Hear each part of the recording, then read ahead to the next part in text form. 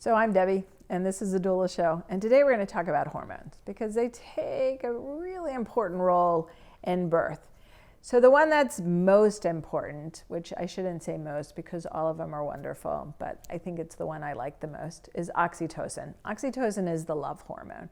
And so you have to realize when you're releasing oxytocin, this baby who is working on your system with this wonderful umbilical cord where this baby is getting everything from you: blood, oxygen, nutrition, fluid. Also from the placenta that's attached to your body, baby also feels some of the same hormones. So if you're feeling safe and comfortable, then baby is feeling safe and comfortable. If you start to get tense, baby can receive some of those tense hormones. So we want to concentrate on all of the ones that are the good hormone. So oxytocin, the love hormone, is essential in the birth room.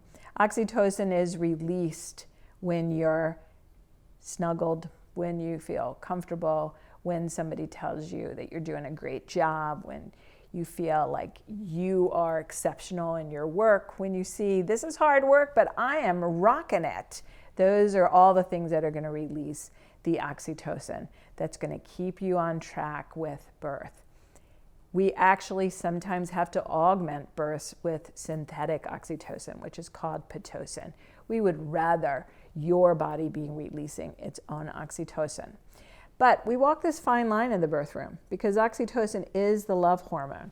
When you've been intimate with your partner, you don't feel like getting up and cutting the grass, scrubbing the floor. You want to just snuggle. You want to be feeling safe. You want to feel comfortable. So it makes you feel sleepy. It makes you feel a little tired. So here in the birth room, we love oxytocin, but we also want you to be working your body. You have to keep working your body, working with baby, to bring baby into the world. You can't just curl up on the bed and take a nap and think that your baby's going to be born in a safe and comfortable environment, because you have to keep working your body. Now, obviously, some babies are born while people are curled up on the bed. It's not that it can't happen. It's just that it's usually not the most comfortable birth situation. The other hormone that's really important is endorphins. Endorphins are released when people massage you.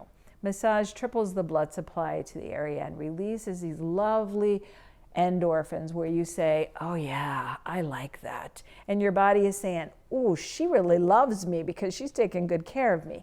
Those are, again, the hormones that will make you feel a little soft and sleepy, but we still want you to be up doing dip the hip and doing forward leaning inversions and doing things to keep baby moving into space.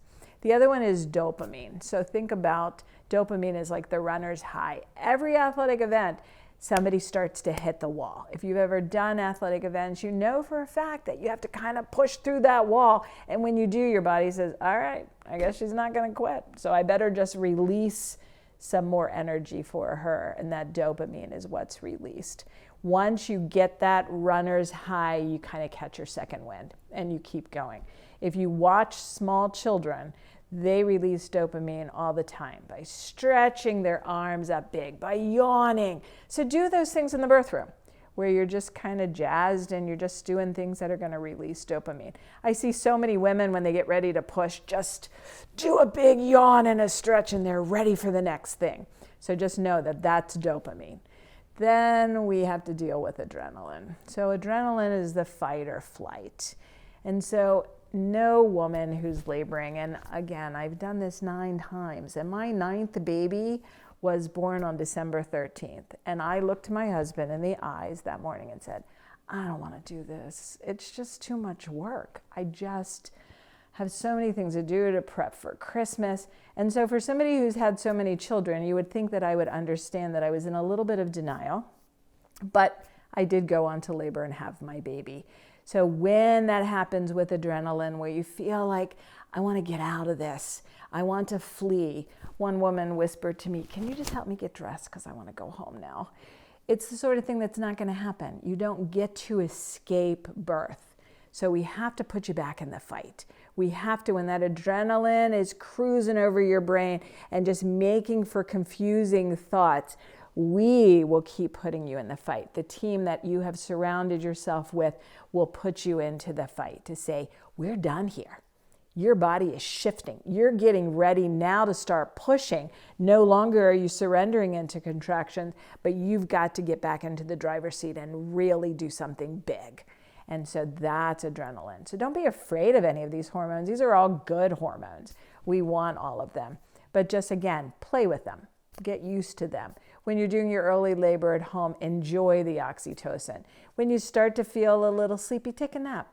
Early labor, you sleep, you rest, you do all the comfort things. Once active labor hits, then your team will help keep you on track. So just go with it and enjoy them. They're there for making a pleasurable birth.